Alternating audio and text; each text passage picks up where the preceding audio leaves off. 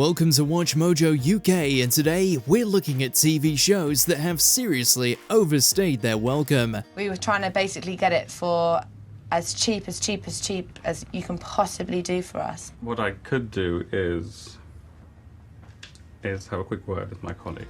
Before we begin, we publish new content every day, so be sure to subscribe to our channel and ring the bell to get notified about our latest videos. Number 10, Doctor Who. This has been an absolute joy. We're putting this low on our list because it's currently on a long break until Christmas 2026, when it's finally going to explain that Billie Piper regeneration. But more than a few people think that Doctor Who should, at the very least, take an even longer break, perhaps for another 15 years, because it's lost its magic. The rest, as they say, is history. While Chibnall certainly steered the ship off course, Russell T Davies, despite his widely anticipated return, was unable to write it. You are the timeless child. No, I'm not. His second run reeked of desperate gimmicks, like the Bi-Generation, that brought David Tennant back for 3 specials, and, of course, the Doctor regenerating into Rose Tyler. No wonder former Doctors Colin Baker and Peter Davison have accused the show of jumping the shark.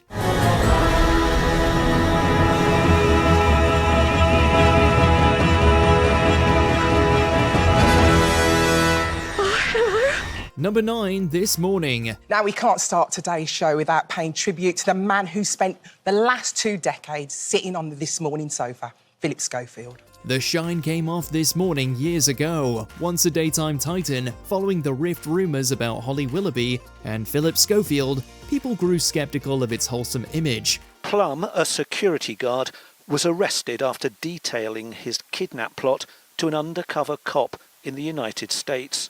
The officer believed Plum posed an imminent threat to Miss Willoughby. Then came Schofield's big scandal and shock resignation, followed shortly after by the drama with Willoughby's attempted kidnapping. They were eventually both replaced with Kat Deely and Ben Shepherd, but the new hosts just don't have the same draw. Right, deep breath. Firstly, are you okay? I hope so. With ITV now floundering behind the scenes, its daytime roster has suffered swinging cuts, including This Morning. We'd be surprised if they keep this overproduced magazine show for much longer and don't just replace it with non-stop property show reruns and soap omnibuses. You, me, and all of us at This Morning gave our love and support to someone who was not telling the truth. Number 8, The Only Way Is Essex. Why are you speaking for Gemma? No, I'm just telling you. Calm down. Out of the big trio of structured reality programs on TV, the other 2 being Geordie Shore and Made in Chelsea, Towie has been on our screens the longest, and is probably the most tired. You're just not genuine as people, and you're showing your true colours. How can you say that, Gemma? It's given us endless stars that most people could probably live without, chief among them Joey Essex and Gemma Collins, churning out non-stop famous for being famous celebrities who only occasionally take a break to appear on I'm a Celeb. Incidentally, that's another ITV show that at the very least needs to be revamped, but it's certainly less egregious than Towie, which has seen its viewership steadily decline for years. Don't call me darling, Bobby. Oh, stop it. All right, babes, I'll call you whatever you want. 1 minute you're telling me one thing, the next you're not. Number 7, Blue Peter. Now, Blue Peter, the world's longest-running children's TV show, will no longer be broadcast live. Yeah, it's a bit of an end of an era, isn't it? Clearly, the BBC thinks that Blue Peter has gone on for too long, because it's doing everything possible to slowly kill it. This culminated in 2025 when the programme made the switch to being completely pre-recorded, ditching the live formats that made it so legendary. Now this does take a little bit of time, but it's really worth it at the end of the day, because this is really the foundations of your island. No longer did presenters need to be constantly on their toes in case something went wrong. Any humanizing blunders could be edited out. The BBC had already threatened to take CBBC itself entirely online, something it was talked down from doing because there are still millions of children in the UK without internet access. How much longer do you think Blue Peter will last? When you've finished it, it should look something like this. And this is the one I had in the airing cupboard for 2 days. Number 6, Line of Duty. You'll recall this is the last communication we intercepted. And this is the last exchange between Jo Davidson and the user she believed was Patrick Fairbank. While it's not been on screens for as long as some other entries on our list, we're not sure how many people are clamoring for it to return for its upcoming 7th series. Come on, Fed, no way. This can't be right.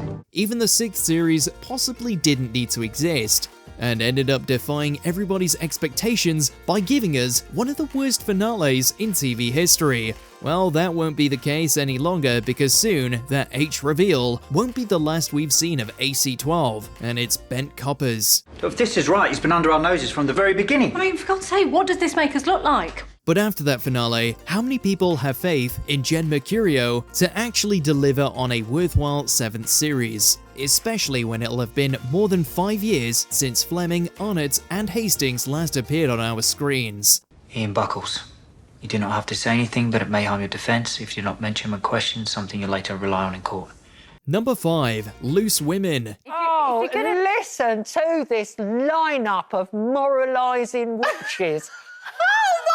Janet, No, just we be kind to each other on this programme. I We call know. each other witches. Just like This Morning, Loose Women is another of ITV's daytime hits, facing a lot of trouble backstage as the broadcaster looks to cut costs. In 2025, its schedule was reduced from running 52 weeks of the year to a mere 30, as well as moving it, along with This Morning and Lorraine, to a much cheaper, dingier studio. If an adult does something to us, is it all right to either shave their head off, hit them, or bite them? Be illegal. Right? So where is the sanity that it's all right to do that to a defenceless child?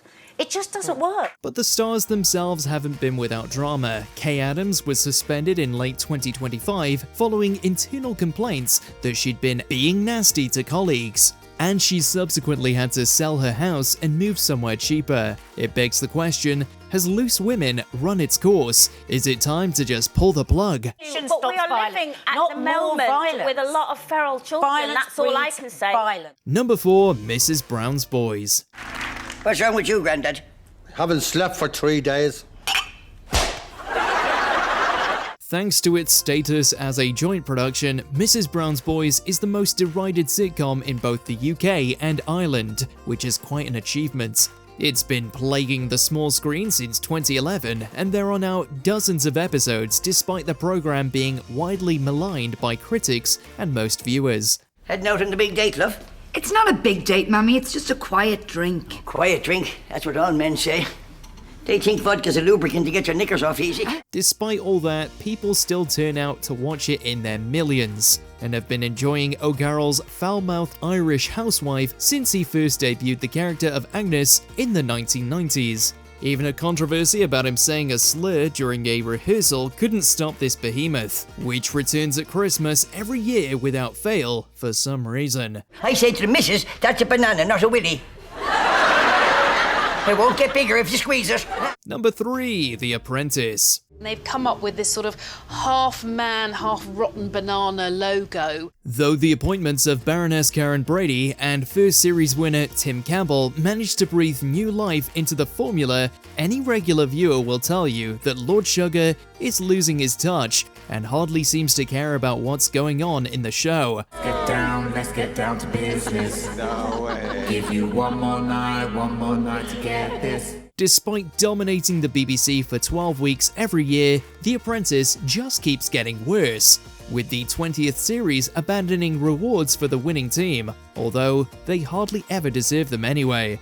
They don't even get a job with Lord Sugar anymore, just a cash investment, and the winners are often the participants who already have successful businesses, like the 2025's winner who owned an air conditioning firm. Heartbeats for success.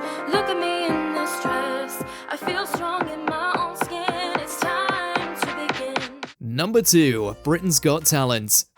Won't you come over? Stop making all out of it.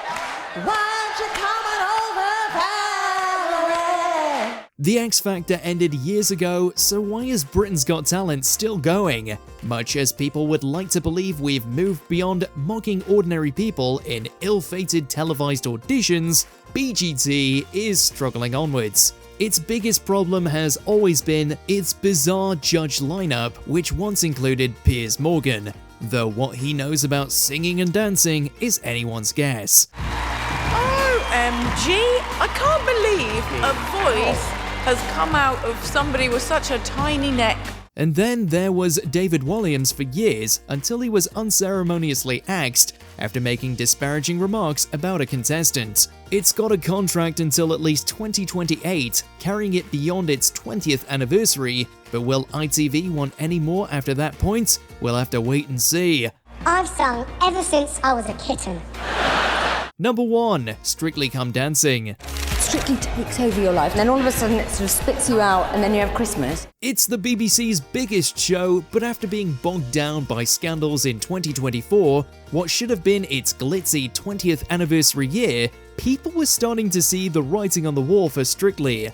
Then in 2025, another blow. Tess Daly and Claudia Winkleman announced that they were going to be stepping down, shocking the nation and most of the people working on the show who hadn't yet been informed. Hi, it's Claude and Tess. There have been some rumblings and we want you to hear this from us. Yeah, we have news. We're sure the BBC is going to try and keep Strictly going, but should they? Nor has it run its course and should be put on an indefinite hiatus, like Dancing on Ice was following the scandals of its former presenters. We're so lucky to have been part of this amazing show, and we just want to thank the Strictly team, because Strictly is the people who make it. Let us know in the comments which long-running show you think needs to be put out of its misery.